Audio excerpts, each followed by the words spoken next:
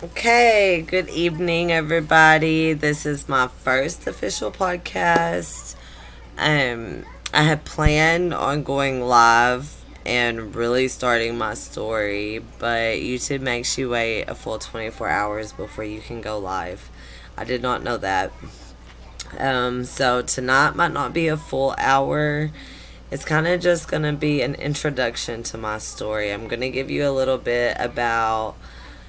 um, a little bit of info about my mom and my dad, how I come into the picture, and all of that. Um, so let's start. My mom is diagnosed bipolar and schizophrenic. It can be a lot to deal with. She put my grandparents through so much, and she ended up getting pregnant with me whenever she was 14 years old, and she had me whenever she was 15. Um, she was not ready to be a mother. Her and my father was not in a relationship. I was just kind of like a surprise. My dad was not in the picture whenever I was born. My mom, like I said, had me whenever she was 15, and she was not ready to be a mother. One of my favorite stories whenever I was born, um, my mom had me and everything, and like I said, I lost my papa in August, who was like my rock. Well, whenever I was born, Dr. City, the oldest one in Searcy, Arkansas, is the one who delivered me. And whenever he delivered me, this was like my all-time favorite story growing up, because my papa would tell this to me over and over and over, and his eyes would always light up whenever he would tell me this, that whenever my mom had me, Dr. City delivered me. Well, my mom was not the first one to hold me. Nobody was the first one to hold me except for my papa, because Dr. City carried me out and handed my papa me and said, "Congratulations, Norman. Here's your new baby girl." There was a little laugh and everything, because he was like, "Whoa, no, I'm not the dad." And Dr. City, of course, knew this, but they had a good laugh about it. And Papa always told me from the moment he held me that I had him wrapped around his little finger, or around his finger. Like, I had him wrapped around my little finger, whatever you want to say. Like, I was his baby girl. Like, we had an instant bond. And all growing up in my childhood, I was Papa's baby girl. Like, he was my favorite person. But whenever my mom did have me, she had a lot of issues. Hold on, my little one is still fighting sleep.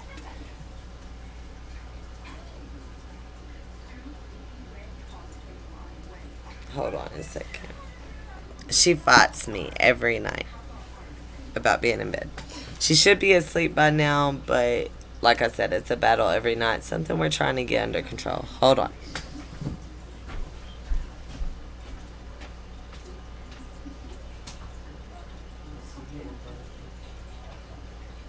Good night, you guys. Okay. I think we're good. Alright, but anyways, but yes.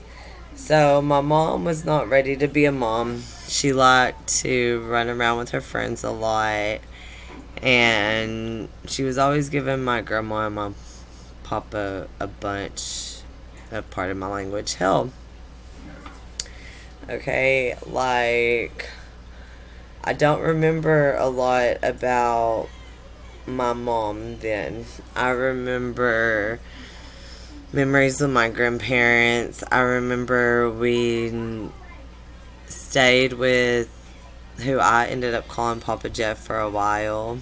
And like, my childhood, my early childhood years was awesome. Like, from the time I was born until I was about probably 5 years old, Like, those were awesome memories. Like, I remember I still have little flashbacks of whenever I was like 3 and 4, and like we was staying with, or we lived on this property, and this guy who I ended up calling Papa Jeff kind of lived in front of us. And I remember sneaking out of Grandma and Papa's house to walk up to his house. It was on the same property, so really it's just like a little yard stretch. But I would sneak up there for peanut butter and jelly sandwiches. Like, he would always make me peanut butter and jelly sandwiches. It was always a lot of fun. But my mom was not in the picture. My dad was not in the picture. I honestly, honest to God, thought that my grandma and my papa was my mom and dad. Now, whenever I was growing up, we did not have a real rich lifestyle. We were on the poorer side, and we moved around here and there some. And I know after my Papa Jeff ended up, he was an older man and he ended up passing. We later, and years later, ended up staying with a good friend of ours. I'm not gonna say his name because I haven't got his permission to include his name in this. But we were staying with a good family friend, and I was probably about 5 years old. Probably about 5 years old. And this is where my first memory of my mother comes into play. We was there one night, and like I said, I was 5 years old. My memory's hasty beforehand, but the very first time I actually remember my mom popping up into my life, she had shown up where we had been staying, and she had busted the door. This night is what started my whole anxiety driven life. I will never forget this night. I was such a little small child that it scared me. It scared me really, really bad. But I don't know if my mom was on something, or if she was in one of her bipolar moments. She has a lot of those. But I remember her busting through the door, and can't remember what all she was ranting and raving about, but I remember her rushing to the kitchen, and she grabbed a butcher knife. Okay, like, whenever I say a butcher knife, I mean a butcher knife. Hold on. And I'll show you what I mean. Like, I really mean a butcher knife.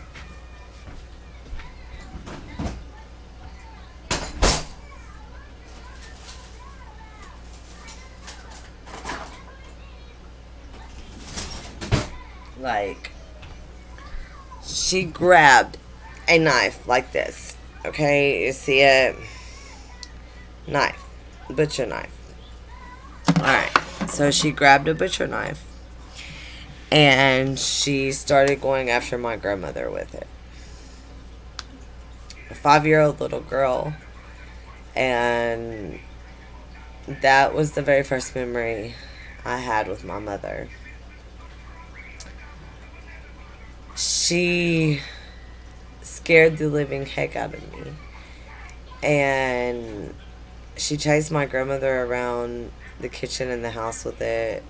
I can't tell you how long. To me, it felt like forever. I'm sure it wasn't that long, because our friend we had been staying with, and my papa, ended up having to tackle my mom and get the butcher knife away from her. My grandma ended up having to get involved too. It took all three of them to get this butcher knife away from my mom, and they ended up making her leave. When you are 5 years old and you see something like that take place, it damages you. Like, I've had nightmares about it ever since I was 5 years old. If you think that what you do in front of your kids doesn't burn into their brain, you are so full of crap. I'm sorry. But what we do as parents affects our children. Take it from somebody who knows. So that was my first memory with my mom. Um, from there, it was give and take. She disappeared for a really long time. And my grandmother would explain to me, she ended up explaining to me the situation, how her and my papa was my grandma and my papa, which I'd always called them that, but to me they were mom and dad. And she explained to me that my mom had mental problems and that I shouldn't hold things against her. So that was whenever I was 5. And off and on, my mom would pop in and out. Like, it was a non-stop thing. She would randomly pop in and out and then just disappear. It was always chaos whenever she would pop in. Well, whenever, probably about a year later, she ended up meeting a man up in Pocahontas, Arkansas. And she ended up pregnant with my brother, Jesse.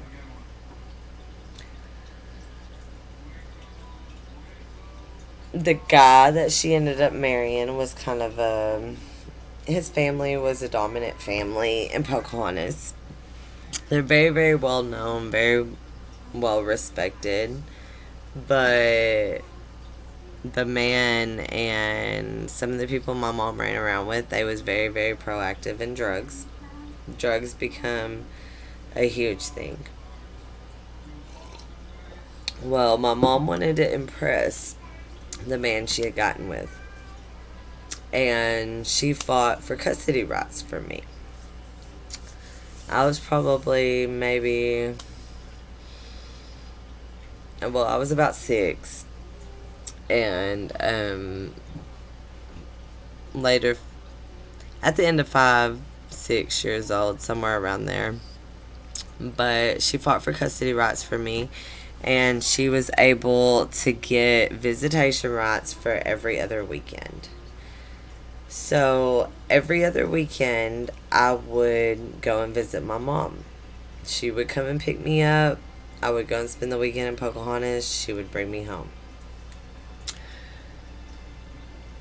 You would think that most parents would grasp that as a chance to get a relationship with their child, this and that, but it wasn't like that with me and her. I remember her being pregnant with my brother, and I remember her and Aaron, like, I just said his name. I did not mean to do that. Whoops. But I'm not going to say a last name. But anyways, her and A, we'll just call him A. Her and A, like, I was still figuring things out, getting to know them and everything. And then there was this one week that my mom just decided she was going to take me, and she wasn't going to bring me back to my grandparents. So I stayed there, and it scared me. I remember her having a closet full of baby clothes because she was getting ready to have my brother. And all of the baby clothes was just chunked in the closet. Like, they wasn't set up nice. They wasn't put up away nice or anything. There was just this closet with this, like, waist-high stack of clothes. Like, I sat in that closet and played in those clothes for I don't know how long, because there wasn't any other toys or anything like that in the house. She did have me like a baby doll and stuff, but it was stuff that A's family had gotten me to make me feel welcome, I guess. And I remember my grandma was able to get me back. She was able to get me back, but my mom still kept her custody rights for every other weekend. It was a mess. And like her and my mom battled this custody thing back and forth for I can't tell you how long. But that was my life. Every year it was back and forth between her, my grandma, and my mom. My grandma and my mom. Like, I was their. Excuse me, I don't mean anything bad about this. And grandma, if you see this, I love you with all of my heart, and you are my mama. But to me, it almost felt like I was a pawn. My mom used me to get my grandma's attention. My grandma wanted what was best for me, but at the same time, like, she had her daughter always doing this. Hold on. And it never really felt like I had peace, if that makes sense.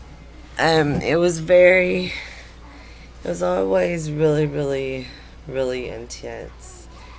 Then my mom had my mom had Jesse, which is my brother, and she ended up getting pregnant. Like, the years just went on like this for a little bit, but then she ended up getting pregnant with my sister Sarah Beth.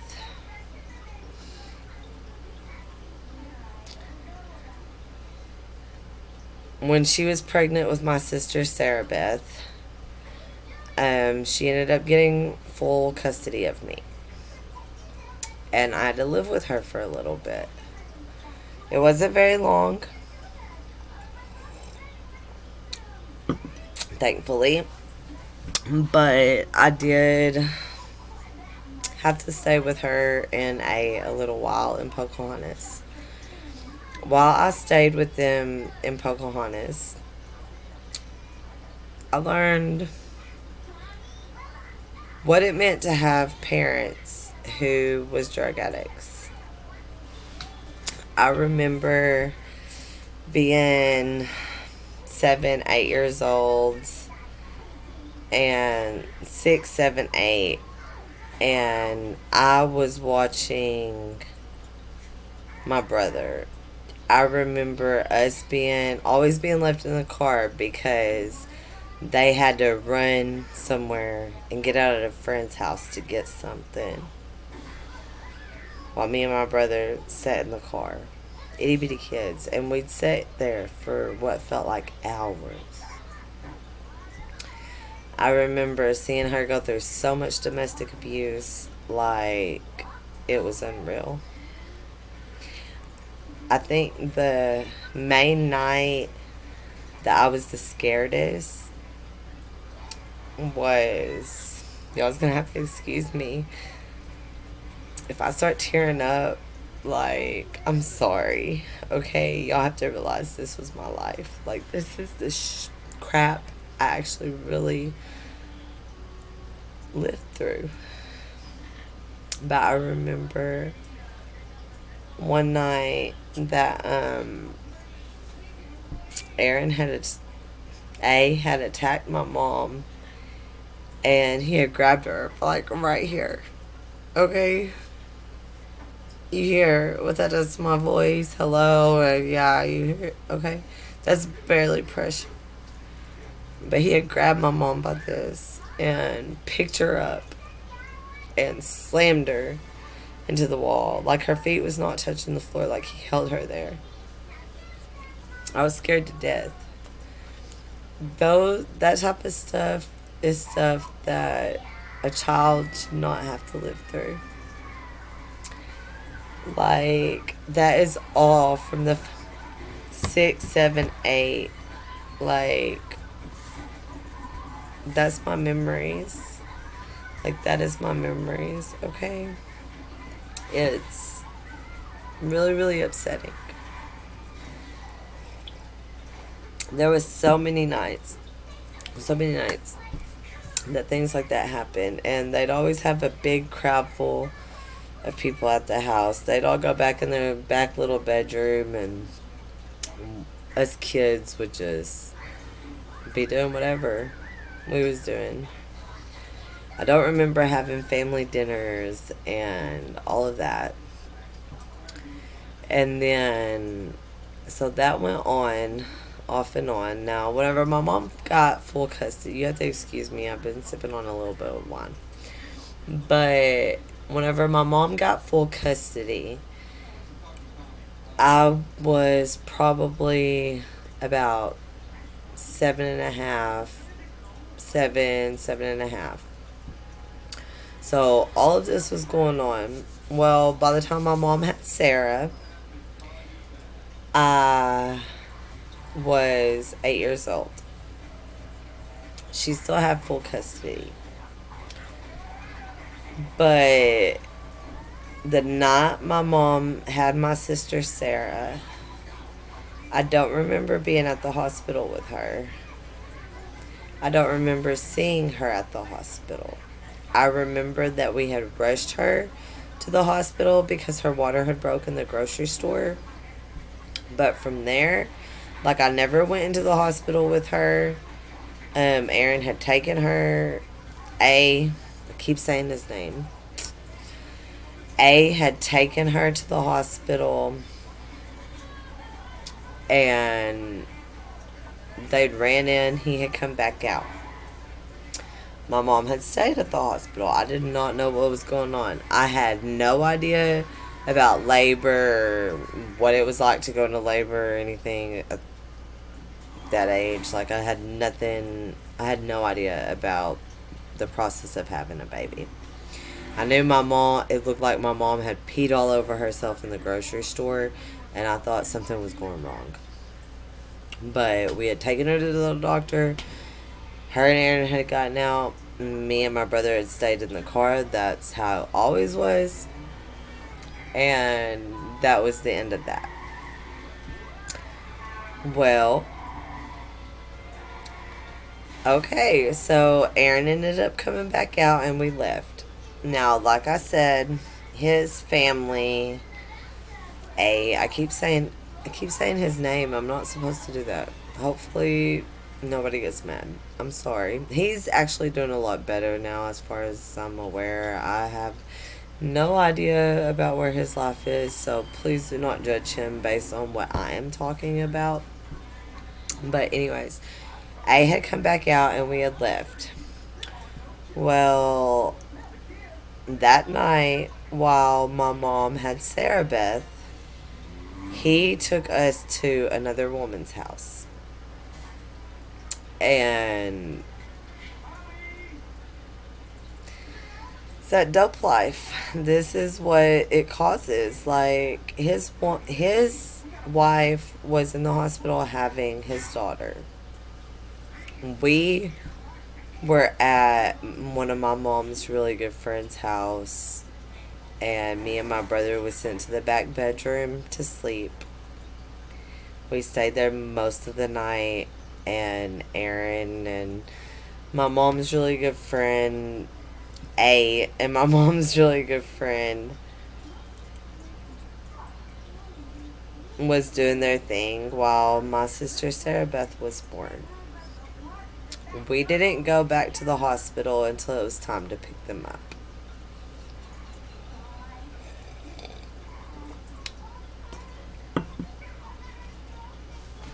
It's, men, when your woman's in the hospital having your baby,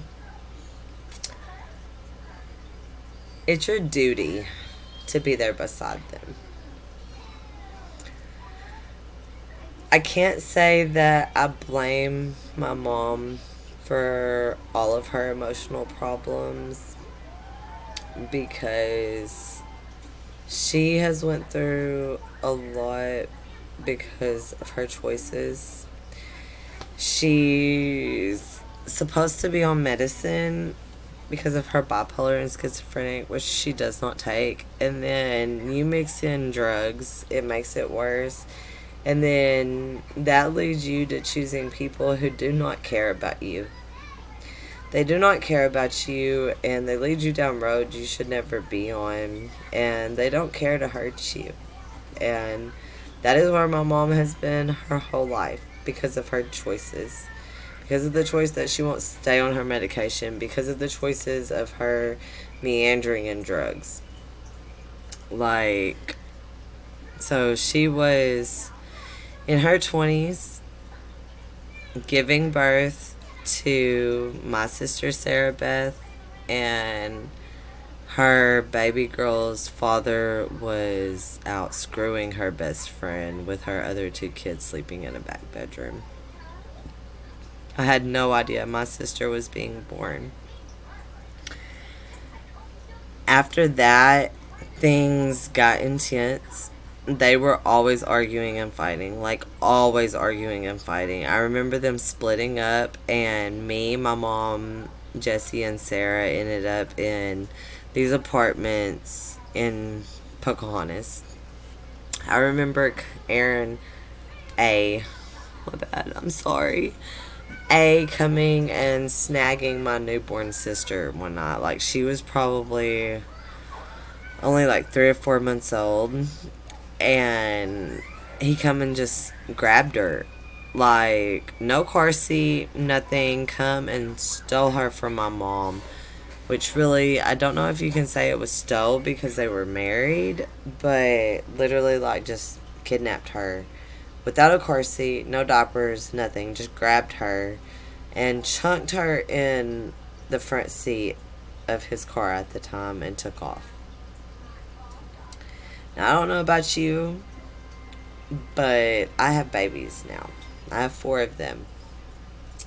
If anybody ever grabbed my little TJ, and he's 6 months, my little sister Sarah was a little bit younger than that. But if anybody ever come and grabbed my little 6 month old and just chunked them in the front seat of a car and took off,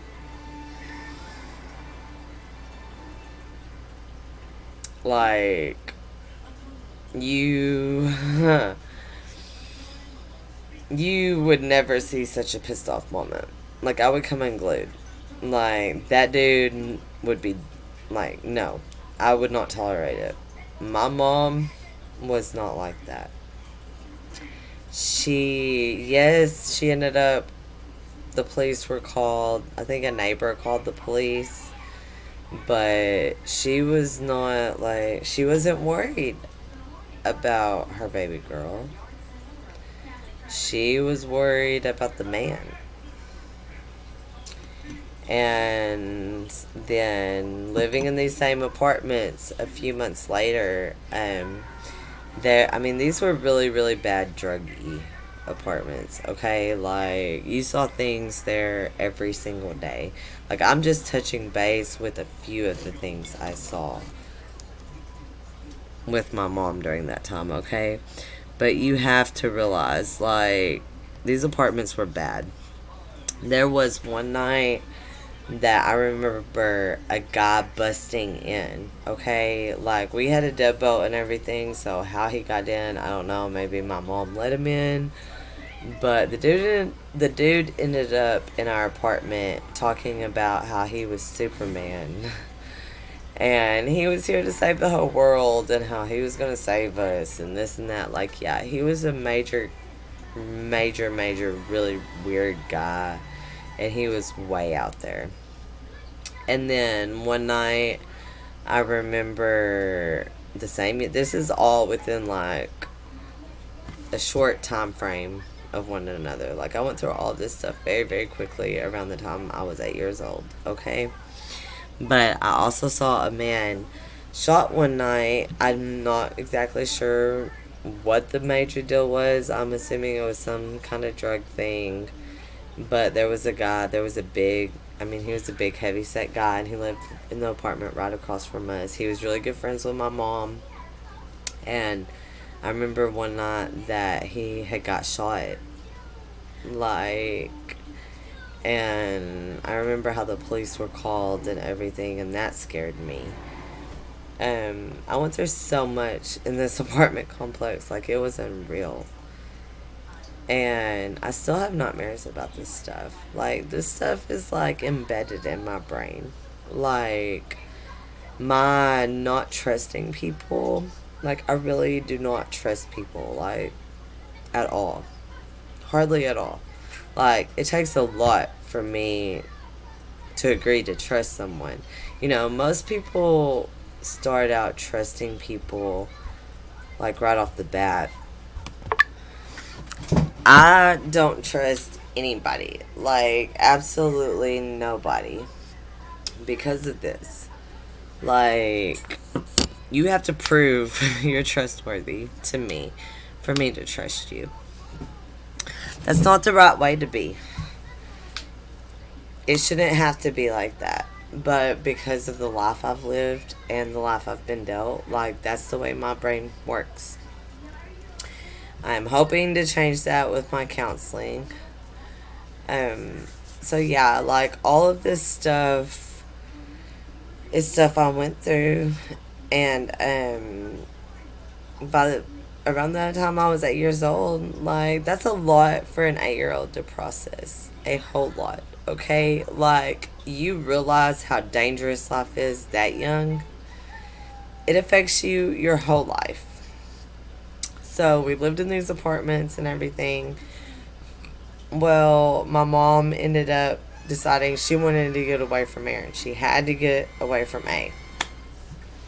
Okay. Well, so who did she go to? None other than my grandma and my papa. Because let me tell you something about my grandma and my papa. My grandparents are like some of the best people. And no matter how dirty you do them or how bad you did them, like, they're the type of people who are always there for you. They don't judge, and they will always be there for you. They might jump your ass. They might tell you where you mess up. And they might tell you what you need to fix. But they are always there, and they were always there for my mom. Like, all she had to do was call, and they would be there in a drop of a hat. So we ended up back with my grandparents. Well, it didn't last that long with my mom. My mom has never stayed in one place for too long. She doesn't get settled. Me, on the other hand, Grandma and Papa were home. And I was so scared that I was going to be ripped away from them again. Like, I mean, this is embarrassing, okay? Because right now we're talking about me being 8 years old. But this is embarrassing. I was 8 years old, and I'd come back. Me and my mom was staying with my grandparents and everything, but because of the life that my mom had given me, the times my mom had interfered in my life, I wet the bed. Like, it's humiliating, but I did. I had issues wetting the bed until I was probably quite a bit older because of it. Like, at 8 years old, I was already having anxiety issues and trust issues. I didn't trust anybody but my grandparents. Like, absolutely nobody. Like, Grandma and Papa were it.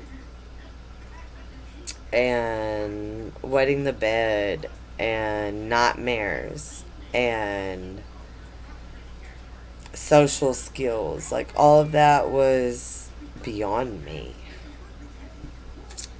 It was a very, very, very, very, very hard life.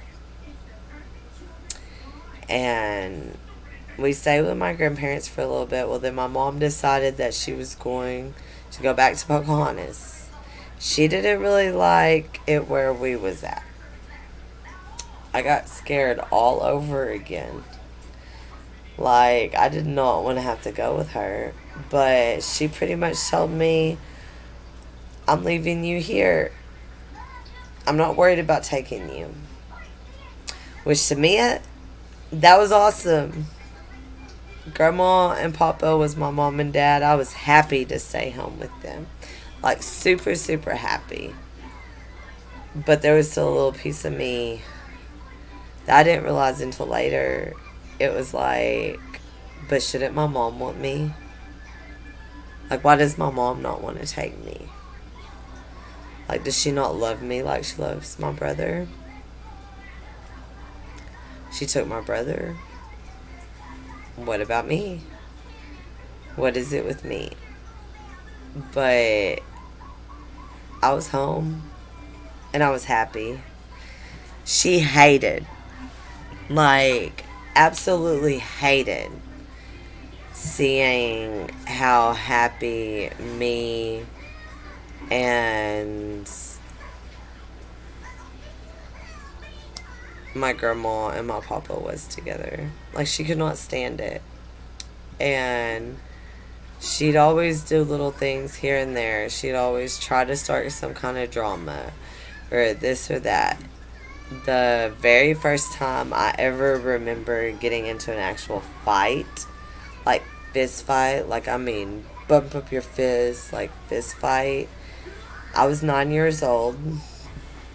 And it was a little bit after she had left me with my grandparents. Not long before the major impact in my life. And that will be the next podcast. We'll get into it. But the next podcast is going to be an intensive. It's going to be a one event. We're going to be talking about one event. But the very first time I ever got into a fist fight, I was like 9 years old.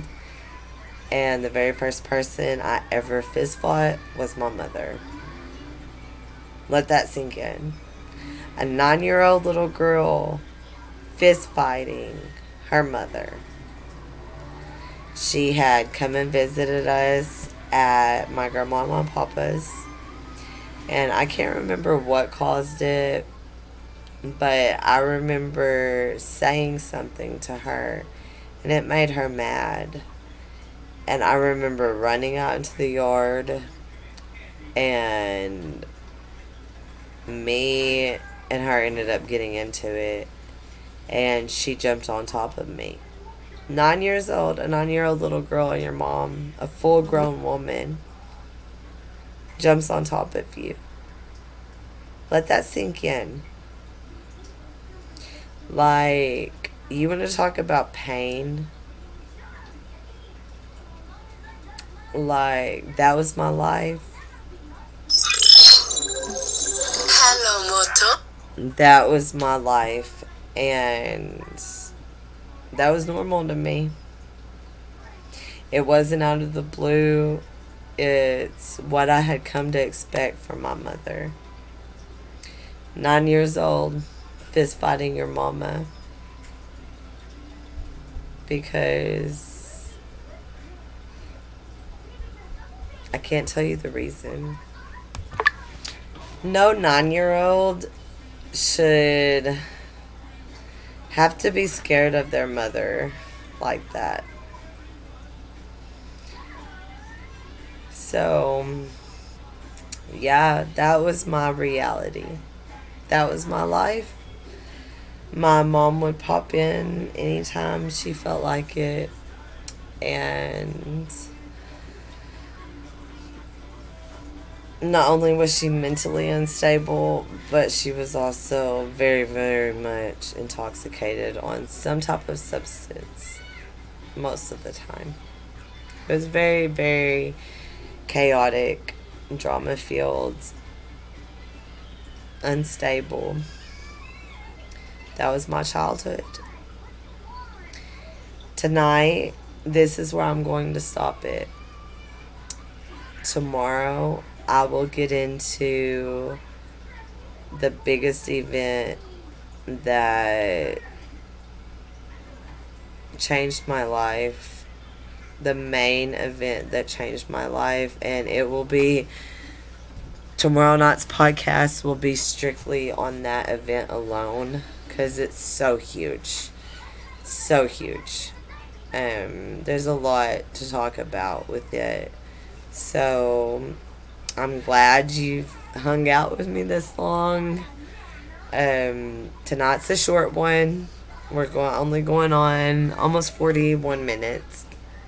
But thank you for listening to me. And if you relate to anything I said, please reach out, get a hold of me. Let's connect on Facebook. I'd love to invite you to my secret group on there. I'm looking for like-minded individuals to connect with. Please subscribe. And I can't wait to start live streaming tomorrow. It's going to be fun. We'll see you. Have a great night, everyone. Goodbye.